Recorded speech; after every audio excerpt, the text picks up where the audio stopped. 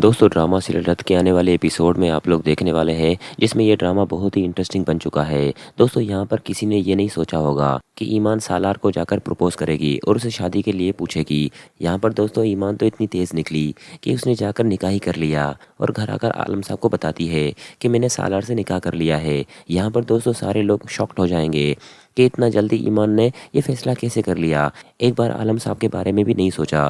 दोस्तों यहाँ पर आलम साहब तो बहुत बेचारे चीखते हैं और चिल्लाते हैं कि आखिरकार मेरी यहाँ पर परवरिश में क्या गलती हो गई जो मुझे ऐसी सज़ा मिल रही है।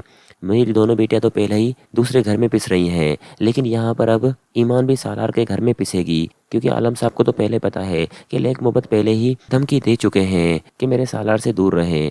मुझे मालूम है आप ये सब पैसे के लिए कर रहे हैं, लेकिन सालार उसे यकीन दिलाते हैं कि आलम साहब ऐसी कोई बात नहीं है, मेरे मामा को कोई गलतफहमी हुई है, मैं सारी गलतफहमियां दूर कर दूंगा। दोस्तों यहाँ पर आलम साहब को तो किसी कीमत पर कोई भरोसा नहीं होता सालार पर, क्योंकि उसने सालार के मामा को देख लिया है कि ईमान किसी कीमत पर उस घर में खुश नहीं रहेगी। वहीं अगले सीन में आप ये भी देखेंगे दोस्तों कि सालार जब ईमान को अपने घर ले आता है तो वहाँ पे भी सारे घर वाले परेशान हो जाते हैं कि आखिरकार ये नई औरत यहाँ पर क्या कर रही है, और अगर सालार की बीवी है तो ये औरत हमारी ज़िंदगी तबाह कर देगी। क्योंकि यहाँ पर दोस्तों आप सबको पता है कि ईमान चुप बैठने वालों में से नहीं है, वो मुंह तोड़ सबको जवाब देती है।